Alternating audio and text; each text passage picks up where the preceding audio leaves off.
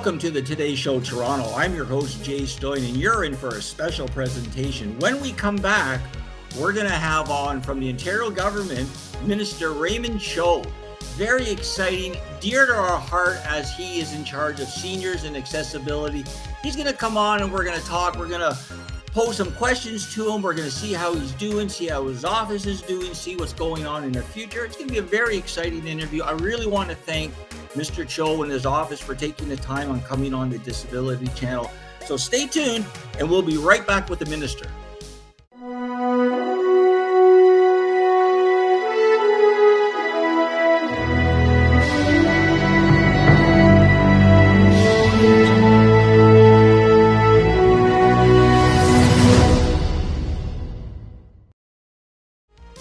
Welcome back to the Today Show Toronto. I'm Jay Stoyan, and on the call today we have Minister Raymond Cho. Mr. Cho, thank you so much for being on the show today.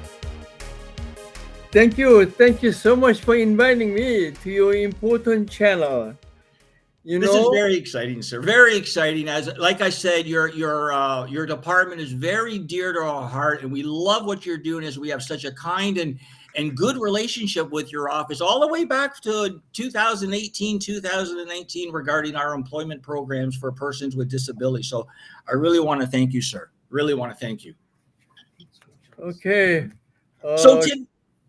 Today, we do want to ask you a couple questions, and these come actually they're all about accessibility. So they come right from our programs, right from our participants. And one of our questions is, obviously, the population is growing in Canada, and with that, so are people with disabilities. So right now, there's about 23% of Canadians with any type of disability, whether that's internal or external. And what we find at the channel, and maybe you can add to this, is there's a whole group of people who are looking to be included in the workforce. They're untapped, and we're talking persons with disabilities, we're talking veterans, and we're talking seniors who, just because they retire, some of them are very capable of still contributing to society. So what type of vision policy would you do to sort of add our sector into the workforce, Mr. Cho? Oh, thank you so much for raising such an important question. I'm honored to join you as the Minister for Seniors and Accessibility to talk about this issue. I strongly believe that all Ontarians should have an equal opportunity regardless of their ability. Jay, you are doing marvelous work here at the Disability Channel to make sure people with disabilities have their voices heard. Thanks to the leadership of our Minister of Labor, Immigration, Training and Skills Development, we are making sure that people with disabilities have the right program and services to find meaningful jobs and training. This year, for National Accessibility Awareness Week, we are announcing over $4 million for local organizations to support skills development for people with disabilities. I want to give you an example of how this service works. The Canadian National Institute for the Blind, CNIB, is receiving funding for the Come to Work project. This will enhance the capacity of Ontario employers to eliminate barriers and to recruit and retain workers with sight loss. Community Living Toronto will receive funding for the My Job Match program. My Job Match will bring employers and the job seekers closer together through aligning skills and interests with the needs of jobs. This project will support those with intellectual and developmental disabilities access the right training and support employers to recruit and retain employees. Do good donors will receive funding for the Scale to Succeed project. Scale to Succeed will provide work-based training programs for youth with intellectual and developmental disabilities. This involves curriculum training, hands-on practical skills-based training, and even certified training. Through the funding for the Geneva Center for Autism, the Autism Workforce Development Hub will be able to develop a new curriculum for pre-employment training for individuals with autism. It will also include virtual training opportunities for employers to improve awareness of autism and neurodiversity. PTP, Pathway to Possibility, Adult Learning, and the Employment Program is creating an enhanced pathway to work for youth with intellectual disabilities. In partnership with the George Brown College, this program will support the transition from skills training to finding employment. Through coaching and employer engagement, participants will be supported to thrive at work. We will continue to work with the disability community to find more ways to create equal opportunities and a barrier-free Ontario. Thank you, sir. Thank you so much for that reply. That was very good. Thank you. Thank you. Wow, that's good news to hear. Now, has it already started? Because the Disability Channel obviously would love to be involved. Maybe we can be involved in the media campaign rollout, as we have lots of graduates who are ready to work. Like they're ready. So yeah, we'll talk afterwards. But that is a fabulous answer. I'm so happy to hear the vision that you outlined and the opportunity that we're providing for Ontarians. So thank you, sir. Thank you. Okay. Can we move on to our next question? Is that okay? Sure. Okay. Okay. The next question has to do with the HR and accessibility and policy. So I found in the past when, and my team too, because we've done a lot of research, is when new accessibility policies, they roll out, they're coming out for Ontarians.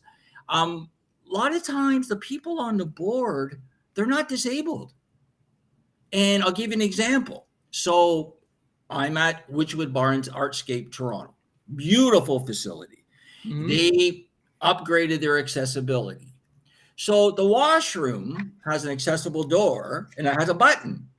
But unfortunately, when you're in a wheelchair, the button is too high. Mhm. So there's an example of we need people who are disabled to help with the policies because they live it every day. So can you give me some feedback on if the disabled community is involved in the accessibility policies and HR too? Mm. No, that's an excellent question. Actually, your question remind me of what former Lieutenant Governor David Only said. He says when he goes to building and staircase, and then he feels you are not wanted here. That's what David Only told me. That's a very important question. By the way, I really appreciate that you provide the question in advance, and because that my staff, Ruth and Wallace, all my staff, they work really hard to make a better answer for your question. So this is the answer. Yeah, and okay. As part of the AODA, my ministry on an ongoing basis is receiving reports from the standard development committees. These committees include custom service, the design of outdoor public space, kindergarten to grade 12 education, post-secondary education, and healthcare. It is important to note that this committee includes persons with a disability sharing their lived experience and the ways Ontario can continue to improve accessibility. Accessibility is an ongoing journey working with the partners from multiple sectors or levels of government. Although AODA dealing is in 2025, our government will never stop looking for ways to make Ontario more inclusive and accessible to everyone. For example, automatic doors are now part of our society. Everybody can push a button with their hand and the door automatically opens in major buildings, large and small. These are things we now take for granted. No one considered an automatic door to be burden. As a matter of fact, it is now considered a convenience. This is how I believe we have turned the corner in making Ontario more accessible. Now, you did mention the about the wheelchair, and uh, Yes. yeah, I was and going to say, actually, yeah, that was going to be my next question regarding the new construction of buildings and accessibility. Are they yeah, taking into account, yeah, people in wheelchairs, people that are blind, the hard of hearing? Because I think, especially the hard of hearing and the people that are blind, I think that sometimes gets lost in the mix, if you want to call it that, and the wheelchair. So can you elaborate on the new housing if they've taken that into consideration, sir? yeah. Okay, actually, this is an excellent question for Minister for Municipal Affairs and Housing, Steve Clark. But what I can tell you is that all new buildings, infrastructure, transit system are being built with the accessibility in mind. As you know, accessibility is part of the Ontario Building Code, and recently, our government, under the leadership of Premier Ford and Minister Clark, signed a memorandum of understanding with the federal government to begin the process of developing national standards and the National Building Code using the AODA as a benchmark. Every dollar invested in infrastructure is dollar invested in accessibility, project by project, community by community. We are making Ontario more accessible. Wonderful. That is excellent to hear. On the line today, we have Minister Raymond Cho. We're talking all about accessibility, the vision, the future, how we're going to support Ontarians and across Canada. We always set the template. I won't keep you too much longer, sir. I'm just going to go off the board and ask you two quick questions. And just to let our viewers know that this will be appearing on Bell, and we will be having clips appear on our radio show on Sirius XM. So tune in and go to our website. Two quick questions, and they're not really questions, they're just sort of updates what we're doing. And because we have such a wonderful relationship with your office, sir, I think it's Mhm. important that you know this because, again, we're just trying to help the most vulnerable seniors. So we're working right now on a seniors accessibility youth program because we know I take care of my mom and dad, and they need help every day. And especially when it comes to accessibility, the biggest thing is falling for seniors. So I Mhm. always make sure my parents have the walker, and I'm always nervous. So we want to talk to you about that, and also about accessibility and transportation on the side of the road for disabled people.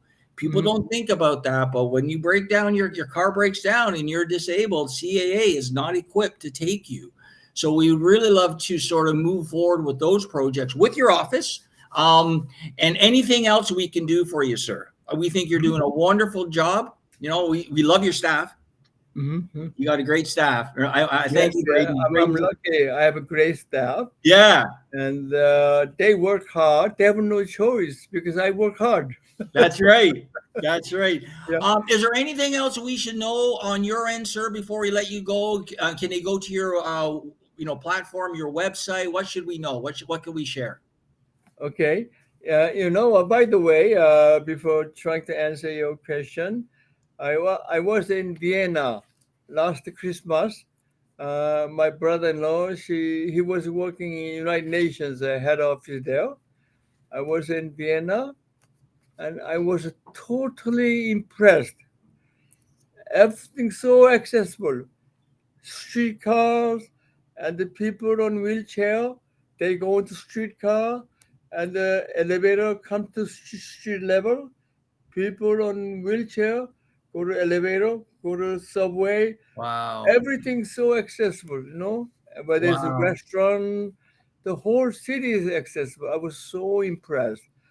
As a matter of fact, Yeah. this morning I was at the TTC, and I met the CEO, uh, Rick Leary, and I shared my experience at the Vienna. And that's the target here. That's the goal. They try to do that. And so I cannot answer every question you raise now. But if you have any specific concern, whether it's transportation, public transit, you could uh, send direct to Minister of Transportation, and they CC to me, since I'm a minister for seniors, Thank and you, sir. seniors we have a more challenge than the younger people, and then I will follow up so that when I get the CC, when you send directly to the Moroni, Yeah. Caroline Moroni and Stan Cho, and CC to me, and if you don't get response from them, then you contact me, then I will follow up Mr. because Cho, I I can't did. thank you. Yeah, I cannot thank you enough because all the channel wants to do is do good things for the people in the city. And we need to work with great leaders like yourself to make that happen. Because just to give an example, Mhm. people don't relate. Like we're knee deep trying to help people with disabilities and veterans. So Mhm. when I talk to somebody and they say, "Oh, Jay, it's going to take you 2 months or 3 months, or call me in 6 months, or call me even next week," to an able-bodied person, okay, to a disabled person or a veteran who's struggling with PTSD, a week can seem like a year to them. And I try to tell the people I'm working with that I'm in a different cycle than able-bodied people. These people are desperate for support, and I know you can't help everybody, Mhm. right? Mhm. I know what you just, but the channel is there as a liaison officer to, because we're out in the community every day, and our whole staff are disabled. We're all, Mhm. including myself, right? I have an illness, so I just cannot thank you enough for your kindness and your support, sir. Oh, anytime. Jay, I take my job very seriously. So I consider myself I'm a missionary for seniors, more than minister. You And are. I've been telling people all along, if we create good city for seniors, we are making better city for everybody, because everybody who live long, one day they become seniors, and when they reach seniority, that's they got One to out have of two become more disabled, challenges. right? And one out of two become disabled, Yeah. right? So it's very important that we take care of our seniors, very important, and our veterans, and everybody, and everybody. So, Mr. Cho, I really want to thank you for coming on today.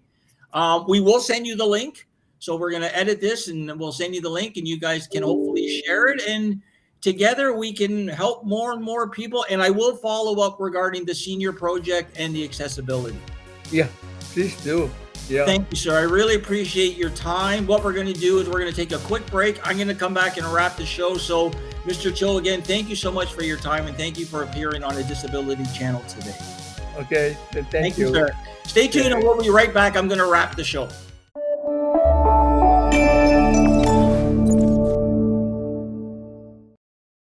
All about inclusion and really giving everyone a fair say.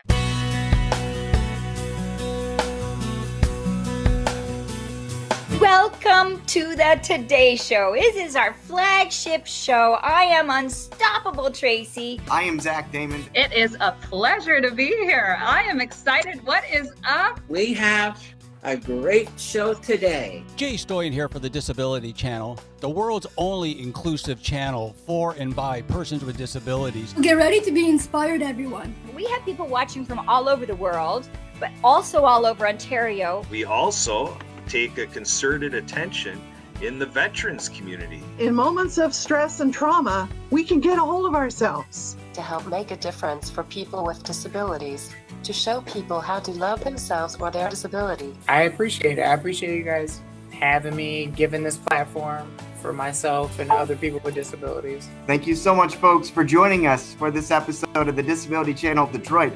Please tune in next time.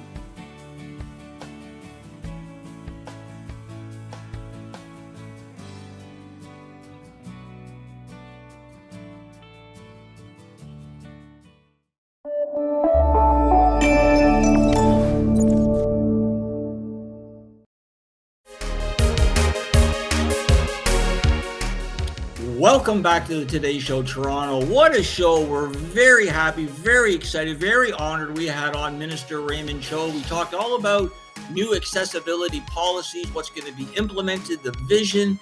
He has such a great passion for what we do. Very kind, very nice, very impressed. Like he's 86 years old, like, and a minister still. So bravo to Mr. Cho and his staff. Do check him out. He's always there helping the community, helping everybody else.